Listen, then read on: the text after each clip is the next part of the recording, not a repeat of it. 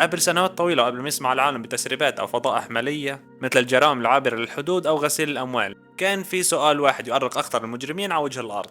سؤال أبسط من يلي بتتخيله، بس كان كفيل بإسقاط إمبراطوريات كاملة لو ما تم حله. والسؤال كان كيف ممكن نحول أموال وسخة مثل يعني بتجي عن طريق المخدرات وهي الأشياء إلى مال نضيف بدون ما يلاحظ أي حدا. يعني السؤال ما كان كيف نبيع أو كيف نقتل أو كيف نهرب، لأنه هتكون كله سهل قدام المشكلة الحقيقية. لأنه المشكلة الحقيقية هي المال بعد الجريمة، لأنه المال صار يتكدس عند صاحبه فيصير عبء وخطر ودليل إدانة على صاحبه. اهلا وسهلا فيكم بفيديو جديد وقصه جديده. اذا كنت اول مره عم تشوفني فلازمك تحط لايك وتشترك بالقناه، عشان ما بعرف عشان شو، بس لازم تحط لايك وتشترك بالقناه. مثل ما بدك تحط لايك، ما اخوك خلاص انسى الموضوع. بمطلع الالفيه الجديده كانت كارتلات المخدرات بامريكا هي يعني كانت هي وقتها، يعني كانت عم بتعيش ذروه قوتها، لانه طرق التهريب صارت اسهل والطلب العالمي عم بيزيد والحدود بتنشر بالرشاوي. يعني اسهل من كده ما فيش. بس النجاح المفرط جاء معه مشكله ما كان اي حدا متوقعها. الارباح صارت ضخمه لدرجه انه خرجت عن السيطره. مستودعات كامله مليئه بالدولارات.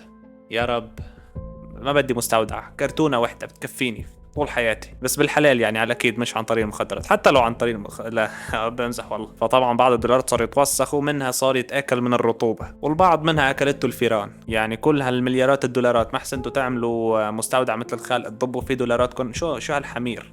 فصارت عبء على صاحبينها. يعني شو يعني احنا بنشتغل ونجمع مليارات الدولارات بالمستودعات، بالاخير يا بتاكلها الفيران يا اما بتروح من الرطوبه يا اما بتتوسخ، ويعني عم تروح الفلوس على الفاضي. فالسؤال صار ما هو من وين بدنا نجيب فلوس، وين بدنا نروح بالفلوس بعد ما تجي. ومن قبل كان تهريب الاموال عن طريق الحدود او يهربوها بششاحن عن طريق البحر. بس العالم تغير، الانظمه البنكيه صارت اذكى، الحكومات شددت الرقابه على اي حركه ماليه ما هي طبيعيه. والكارتيل كانوا بيعرفوا دشان انه اي حركه غلط، انه تفويت الاموات على الاموات شو الاموال على البنوك، فبتعني هاي هي النهايه. الحسابات رح تتجمد والتحقيقات رح تبلش، فرح ينكشفوا يعني اذا عملوا اي شيء غلط. فبلشوا يفكروا بطريقه مختلفه تماما، طريقه ما بتعتمد على الهروب من النظام، لا كيف نستخدم النظام نفسه. والفكره ما طرحها باجتماع مظلم او غرفه سريه مثل ما انك متخيل، لا طلعت بكل هدوء، يعني على طاوله نقاش عاديه. يعني كان في واحد جالس معنا على الطاوله قام حكى الجمله اللي رح تغير كل شيء. حكى لهم نحن ليش عم نحاول نفوت الاموال من الشباك بينما نحن فينا نفوت من الباب. طبعا ما بيعرف يعني شباك يعني نافذه، ما بيعرف يعني باب يعني باب. لايك فيفرت سبسكرايب. المقصود كان باب النظام المالي العالمي نفسه. فكان في بنك عنده اسم ضخم وتاريخ طويل وعنده فروع بعشرات من الدول، وطبعا اكيد كان عنده سمعه مثل المسك، مو سمعه مثل الذهب، يعني مثل ما بيقولوا النصيحه تبع الجمل. طيب شو دخل؟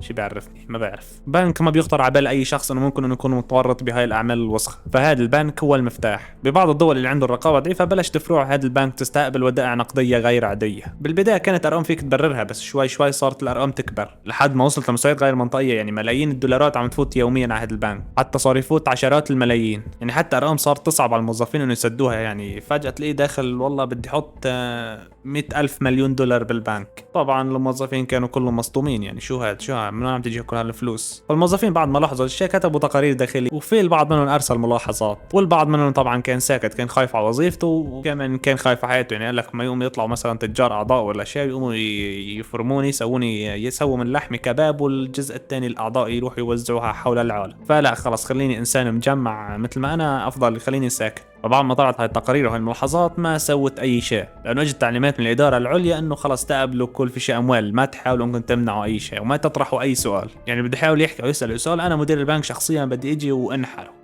لا يعني هو ما حكى لهم هيك، بس يعني انه هو قال له ما تطرحوا اي سؤال، يعني معروف هذا الشيء. فهنا بدأ التحول الحقيقي. هاي العملية ما ضلت مجرد اهمال او فشل رقابي. المبالغ بتودع نقدا وبيتم تقسيمها لمبالغ صغيرة لحتى ما يلفتوا اي انتباه. طبعا تغير شكلي لانه طفل الكهرباء، وهلا رجعت بعد شي يمكن 5 ايام او 4 ايام، والله ما عدت اتذكر حتى، يعني مرق وقت طويل. المهم نكمل القصة. طبعا بعد ما كانوا يقسموا الأموال لمبالغ صغيرة يتم تحويلها إلكترونيا لفروع البنك بدول مختلفة، وكانت تمر عبر شبكة معقدة من الشبكات الوهمية، الحسابات الوسيطة والاستثمارات الوهمية، قبل ما ترجع النظام كأرباح شرعية. وكل خطوة كانوا يعملوها كانت خطوة قانونية على الورق، وكل تحويل كانوا يسووه كان له تبرير. يعني كانوا يشوفوا الحساب يقولوا شو هالحساب لنضيف هذا، بس طبعا هو لا نضيف ولا شيء، وكله مصاري جايه من المخدرات وهاي الاشياء الوسخه. بالعكس يعني هاي الاموال صارت جزء من الاقتصاد العالمي. فمرت السنين وهاي الارقام كانت تتضخم بشكل مخيف. يعني ما عدنا نحكي عن ملايين او حتى مليارات، صرنا نحكي عن مئات المليارات من الدولارات. طبعا كلها اموال مخدرات واموال جرائم واموال دمرت مجتمعات كامله. بس بالنظام البنكي كانت مجرد ارقام بتنقل من شاشه للتانية. والجهات الرقابيه ما كانت غافله عن الشيء، يعني ارسلوا تحذيرات وكتبوا التقارير، وحتى انه عملوا عقدوا اجتماعات، بس كل هذا كان الشيء كان على الفاضي،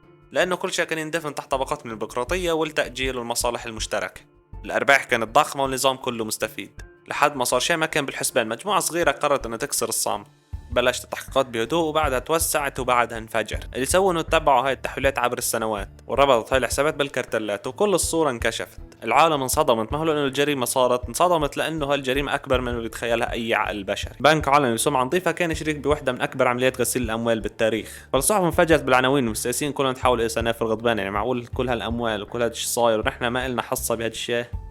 لا والله يعني هنا ما حكوا الشيء، بس انا عم بحكي لكم اياه من عندي. الناس كانوا متوقعين نهايات دراميه مثل محاكمات وسجون وسقوط اسماء كبيره، بس طبعا كل هذا الشيء ما صار. انهوا هاي القضيه بغرامه ماليه كبيره على الورق، وطبعا بالنسبه لهذا البنك كانت الغرامه الماليه يعني $1، يعني ولا شيء. بعطيك اياه من جيبتي الصغيره. مدير البنك بيشلك اياه من طرف الجيبه الصغيره ويعطيك اياه، وما في اي مدير تنفيذي دخل السجن، وما تم تدمير اي شبكه حقيقيه. النظام استمر والعجله واصلت الدوران. وهنا سيداتي سادتي تنتهي القصه ليس بانفجار بل بصمت يعم على الجميع وسؤال واحد يراود الجميع. والسؤال هو اذا هاي العمليه انكشفت فقديش في عمليات مثلها ما تم كشفها لحد هلا، وقديش عم يفوت فلوس وسخه على هذا النظام وعم تطلع نظيفه. يعني ممكن انك بالفلوس تعمل اي شيء بالحياه، ممكن انك تشتري كل حاجه في الحياه، حتى القانون ممكن انك تدفع له $1 مليار وما بيفتح لك حتى طريق، بيفتح لك خط. حتى ممكن انه يكونوا اخطر المجرمين بالعالم ما هو اللي بيحملوا سلاح، لا اللي بيلبسوا بدلات رسميه وبيوقعوا اوراق. هون بقى يا جدعان دي نهايه قصتنا النهارده. اذا عجبكم الفيديو احطوا لايك واشتركوا بالقناه. طبعا شو اللي تعلمناه من هاي القصه؟ اللي تعلمناه من هاي القصه انه ممكن تشتري اي شيء بالفلوس. الفلوس هي كل شيء بالحياه يا عزيزي المشاهد، الفلوس هي الفلوس، بس كده. ارجعتوا جوزايماس. Thank you for watching. Ciao.